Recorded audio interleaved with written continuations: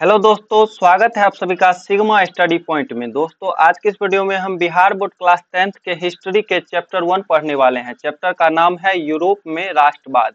तो आप लोग वीडियो पे शुरू से लेकर अंत तक बने रहिए और वीडियो पसंद आए तो वीडियो को लाइक करें और चैनल को सब्सक्राइब करें।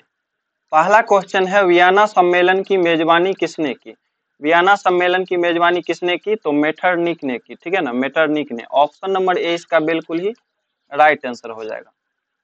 चलिए, अगला क्वेश्चन है 2 नंबर क्वेश्चन, निम्न में से किस सम्मेलन में जर्मनी की क्षतिपूर्ति राशि को कम कर दिया गया? क्या हो जाएगा? लाकनो सम्मेलन। ठीक है ना, ऑप्शन नंबर डी इसका बिल्कुल ही राइट आंसर हो जाएगा। तो ये आपको याद रखना है। चलिए, अगला क्वेश्चन है 3 नंबर क्वेश्चन, अमेरिका में न्यू डील किसने लागू की? अमेरिका में न्यू डील किसने लागू की? तो क्या हो जाएगा? फ्रैंकलिन डी रूजवेल्ट ने। फ्रैंकलिन डी रूजवेल्ट ने लागू की। ठीक है ना, ऑप्शन नंबर 20 का बिल्कुल ही राइट आंसर हो जाएगा। चलिए, अगला क्वेश्चन है 4 नंबर क्वेश्चन, हिगेल किस देश का दार्शनिक था? हिगेल किस देश का दार्शनिक था? क्या हो जाएगा? हिगेल जो था वो जर्मनी का दार्शनिक था। ठीक है ना, ऑप्शन नंबर सी इसका बिल्कुल ही राइट आंसर हो जाएगा। चलिए, अगला क्वेश्चन है 5 नंबर क्वेश्चन, वियना कांग्रेस का मुख्य उद्देश्य क्या था? वियना कांग्रेस का मुख्य उद्देश्य क्या था? तो राजतंत्रों को पुनः स्थापित करना। ठीक है ना, राजतंत्रों को पुनर्स्थापित करना। ऑप्शन नंबर सी इसका बिल्कुल ही राइट आंसर हो जाएगा। अगला क्वेश्चन है 6 नंबर क्वेश्चन, सिकंदर कहाँ का निवासी था? सिकंदर कहाँ का निवासी था? तो सिकंदर जो था वो यूनान का निवासी था। ठीक है ना, ऑप्शन नंबर सी इसका बिल्कुल ही राइट आंसर हो जाएगा। चलिए, अगला क्वेश्चन है 7 नंबर क्वेश्चन, फ्रांसीसी क्रांति कब हुई? फ्रांसीसी क्रांति कब हुई? तो 1789 ईस्वी में हुई थी। ठीक है ना, फ्रांसीसी क्रांति 1789 ईस्वी में हुई थी। ऑप्शन नंबर ए इसका बिल्कुल ही राइट आंसर हो जाएगा। अगला क्वेश्चन है 8 नंबर क्वेश्चन, राष्ट्रीय आंदोलन का केंद्र जेना विश्वविद्यालय कहाँ स्थित है? राष्ट्रीय आंदोलन का केंद्र जेना विश्वविद्यालय कहाँ स्थित है? कहाँ पे स्थित है बताइए? जर्मनी में स्थित है। ठीक है ना, ऑप्शन नंबर 20 का बिल्कुल ही राइट आंसर हो जाएगा। चलिए,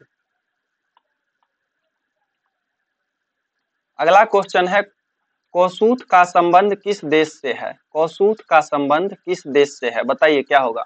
ऑस्ट्रेलिया से, यूनान से, पोलैंड से और हंगरी से। तो कोसूथ का जो संबंध है वो हंगरी से है। ठीक है ना, ऑप्शन नंबर डी इसका बिल्कुल ही राइट आंसर हो जाएगा।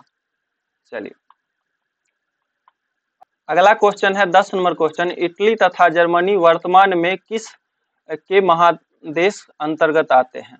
इटली तथा जर्मनी वर्तमान में किसके महादेश अंतर्गत आते हैं? क्या हो जाएगा? उत्तरी अमेरिका, दक्षिणी अमेरिका, यूरोप और पश्चिमी एशिया। बताइए क्या होगा? तो इटली तथा जर्मनी जो है वो यूरोप के अंतर्गत आते हैं। ठीक है ना, ऑप्शन नंबर सी इसका बिल्कुल ही राइट आंसर हो जाएगा। चलिए, अगला क्वेश्चन है 12 नंबर क्वेश्चन, मेजनी का संबंध किस संगठन से था? मेजनी का संबंध किस संगठन से था? बताइए। ऑप्शन में है लाल सेना, कार्बोनरी, फ्लिक, हेटेरिया और डाइट। क्या हो जाएगा? तो मेजनी का जो संबंध था वो कार्बोनरी से था। ठीक है ना, ऑप्शन नंबर 20 का बिल्कुल ही राइट आंसर हो जाएगा। अगला क्वेश्चन है 13 नंबर क्वेश्चन, इटली एवं जर्मनी के एकीकरण के विरुद्ध निम्न में कौन था? इटली एवं जर्मनी के एकीकरण के विरुद्ध निम्न में कौन था? ऑप्शन में है इंग्लैंड, रूस, ऑस्ट्रेलिया, पर्सा। बताइए क्या होगा सही आंसर? तो इटली एवं जर्मनी के एकीकरण के जो विरुद्ध था वो ऑस्ट्रेलिया था। ठीक है ना, ऑप्शन नंबर सी इसका बिल्कुल ही राइट आंसर हो जाएगा। चलिए, अगला क्वेश्चन है 14 नंबर क्वेश्चन, काउंट कबूर को विक्टर एमेनुअल ने किस पद पर नियुक्त किया? काउंट कबूर को विक्टर एमेनुअल ने किस पद पर नियुक्त किया? ऑप्शन में है सेनापति, फ्रांस में राजदूत और प्रधानमंत्री, गृह मंत्री। क्या हो जाएगा? तो काउंट कबूर को जो था विक्टर एमेनुअल ने प्रधानमंत्री के पद पर नियुक्त किया। ठीक है ना, ऑप्शन नंबर सी इसका बिल्कुल ही राइट आंसर हो जाएगा। अगला क्वेश्चन है 15 नंबर क्वेश्चन, गैरीवाल्डी पेशे से क्या था? गैरीवाल्डी पेशे से क्या था? ऑप्शन में है सिपाही, किसान, जमींदार, नाविक। बताइए क्या था?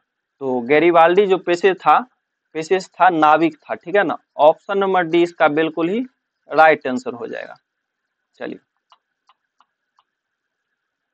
अगला क्वेश्चन है 16 नंबर क्वेश्चन, जर्मन राइन राज्य का निर्माण किसने किया था?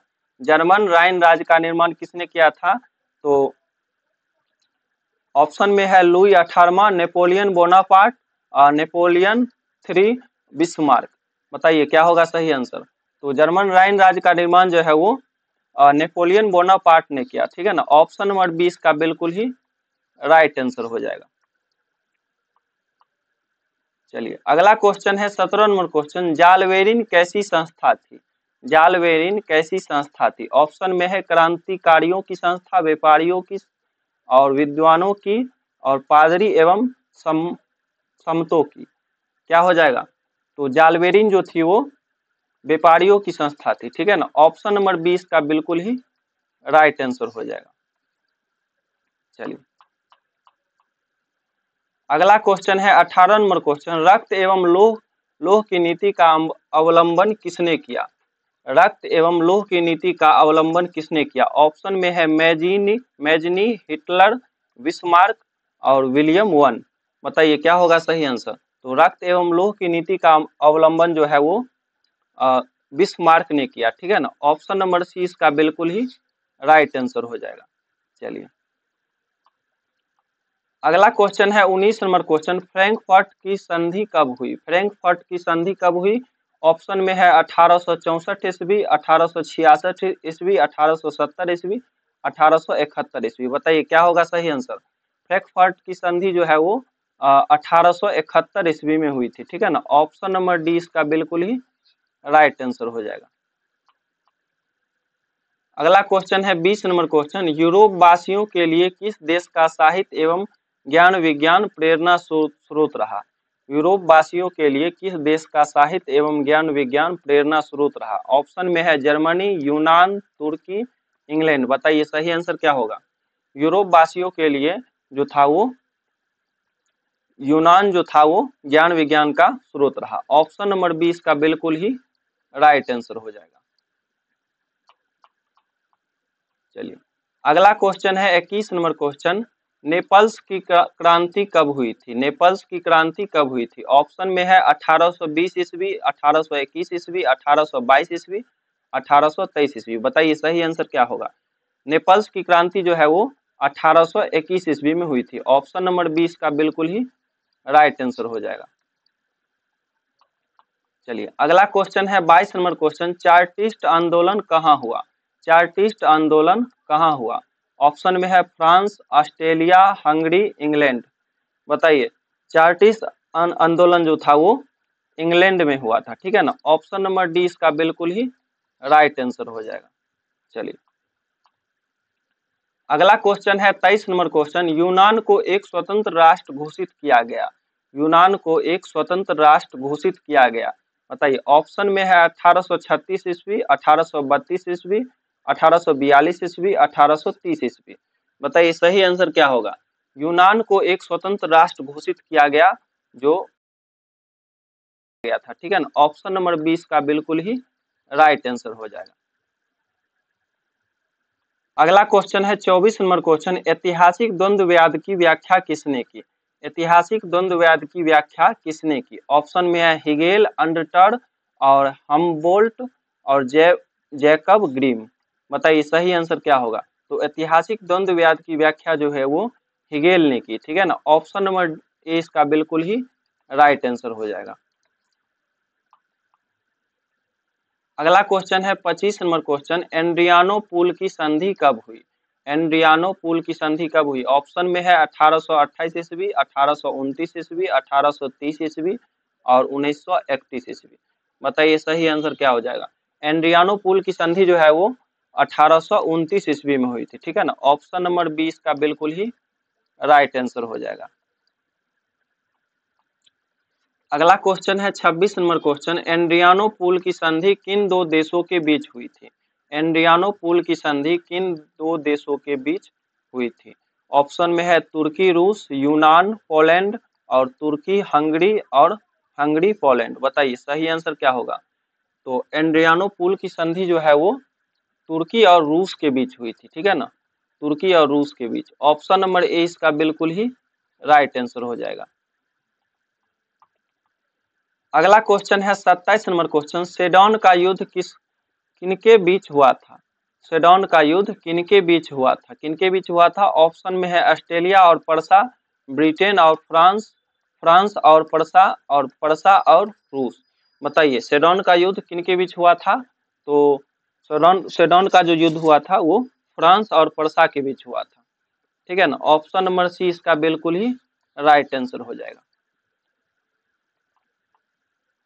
अगला क्वेश्चन है 28 नंबर क्वेश्चन, किस देश का हंगरी पर पूर्ण आधिपत्य था।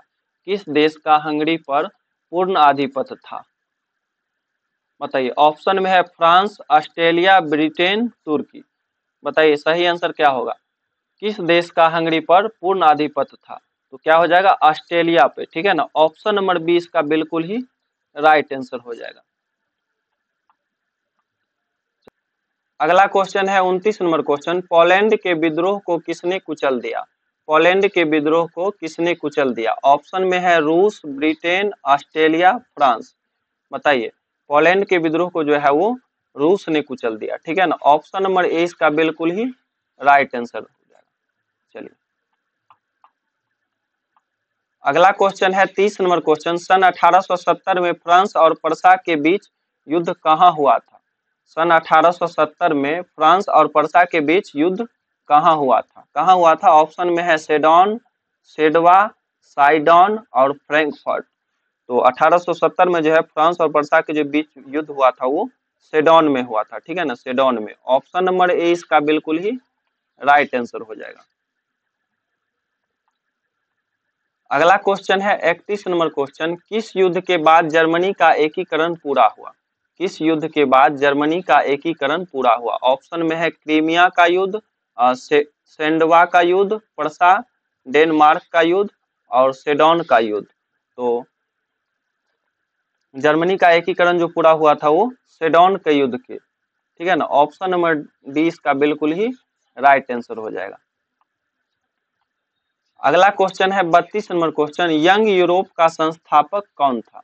यंग यूरोप का संस्थापक कौन था। ऑप्शन में है मैजनी, गैरीवाल्डी, विक्टर एमेनुअल और मुसोलियन। बताइए क्या होगा सही आंसर। तो यंग यूरोप का संस्थापक जो था वो मैजनी था, ठीक है ना। ऑप्शन नंबर ए इसका बिल्कुल ही राइट आंसर हो जाएगा। अगला क्वेश्चन है 33 नंबर क्वेश्चन, यूरोप का मरीज किसे कहा जाता था। यूरोप का मरीज किसे कहा जाता था। बताइए ऑप्शन में है तुर्की, इटली, इंग्लैंड, फ्रांस।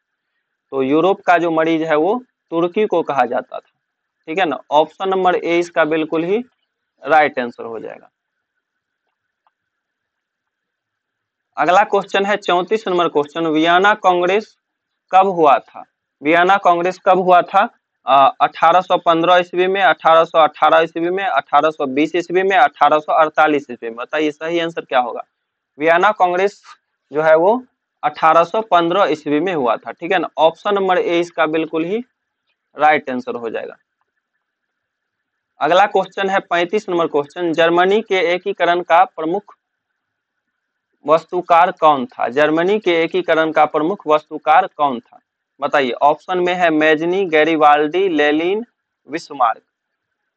तो जर्मनी का एकीकरण का जो प्रमुख वस्तुकार था वो बिस्मार्क था, ठीक है ना। ऑप्शन नंबर डी इसका बिल्कुल ही राइट आंसर हो जाएगा।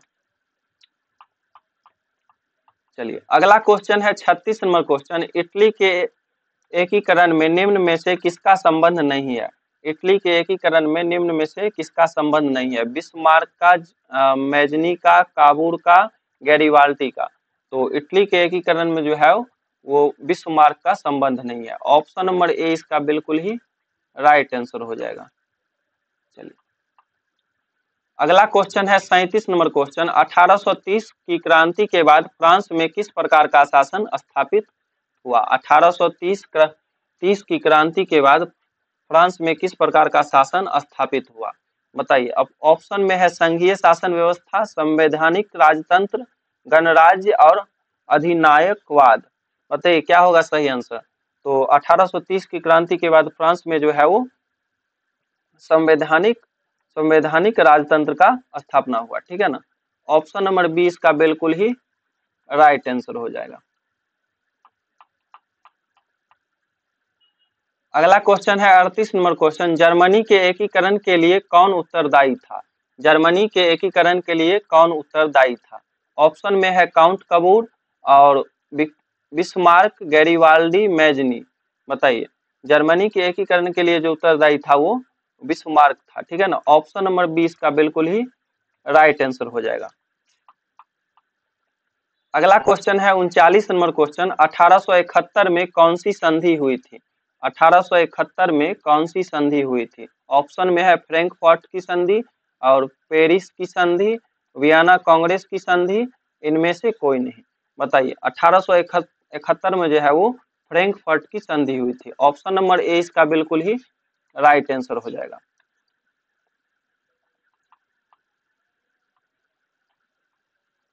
अगला क्वेश्चन है 40 नंबर क्वेश्चन, इटली के एकीकरण में निम्न में से किसका योगदान किया था। इटली के एकीकरण में निम्न में से किसका योगदान किया था। ऑप्शन में है मैजनी एवं एमेनुअल, गैरीवाल्डी, काउंट कबूर, इनमें से सभी। तो क्या हो जाएगा, इटली के एकीकरण में निम्न में से किसने योगदान किया था। तो ऑप्शन नंबर डी हो जाएगा, इनमें से सभी, मैजनी एवं एमेनुअल, गैरीवाल्डी, काउंट कबूर, ठीक है ना। ऑप्शन नंबर डी इसका बिल्कुल ही राइट आंसर हो जाएगा। तो मिलते हैं एक नई वीडियो में, और वीडियो पसंद आए हो तो वीडियो को लाइक करें, चैनल को सब्सक्राइब करें और अपने दोस्तों के साथ वीडियो को शेयर करें। जय हिंद, जय भारत।